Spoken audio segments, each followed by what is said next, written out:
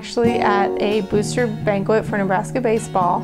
Curtis played for the Nebraska Cornhuskers through 2001 and 2005, so some of our most successful years to date, and he was drafted in his senior year by the Seattle Mariners.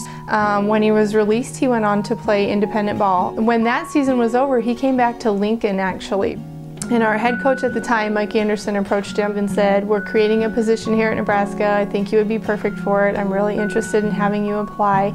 And as it turns out, his first interview was with Tom Osborne. So that was really good for him to have to go through that.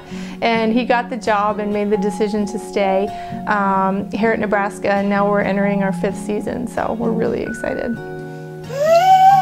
We decided to start a family pretty quickly. We wanted to be married just a year before we started to try for family. If you're going to play for the Huskers, you got to start early. Lainey was born January 12, 2013. At 12:27 in the afternoon. Oh my gosh, there's nothing like that feeling. You know, you talk to people that have children and you see the pictures from the delivery room, but there's nothing really like that feeling of meeting that person that you've been connected to for, 9, 10 months. It's just joy, just absolute joy.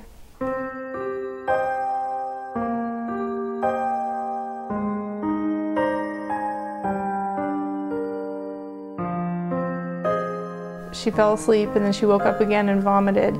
And the look on her face, I mean, she was only 4.5 months old, but I'll never forget just the terror or the scared look in her eyes that she knew she didn't feel well and she knew something was wrong.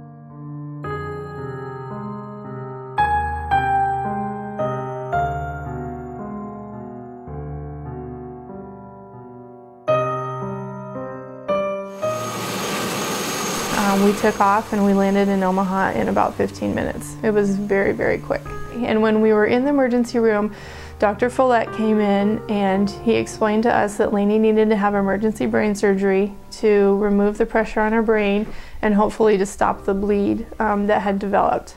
That blood clot was placing substantial pressure on the brain, and it actually caused one side of the brain to shift over toward the opposite side of the head.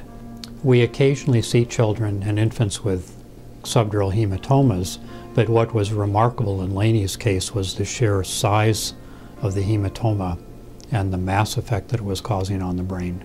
I just thank God for Dr. Follett because he really gave us the sense that Lainey was going to be very well cared for and that it was going to be okay.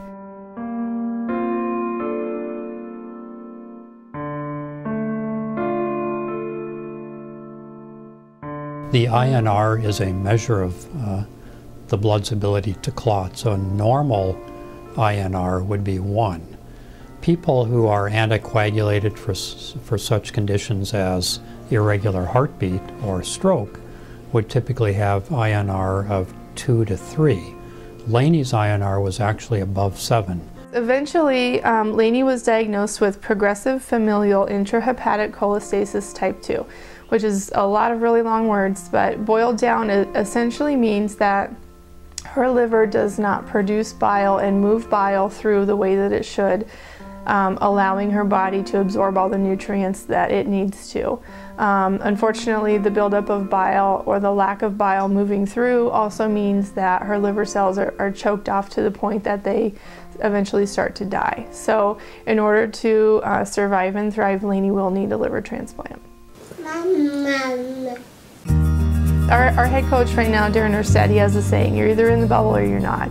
And for us, that means a lot of things. Baseball life is a different life, and you're constantly on the go, and you have crazy schedules, and a lot of people don't understand. It's a grueling 50-plus game season.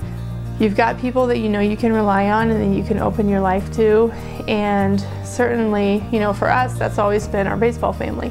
Now that bubble has extended to include, our nurses that we worked with in the PICU, the doctors, our surgeons. I send these people Christmas cards. We healed, and we were able to heal and start that process together as a family, emotionally, mentally, and physically for our daughter. And I don't know that we would have had that experience anywhere else.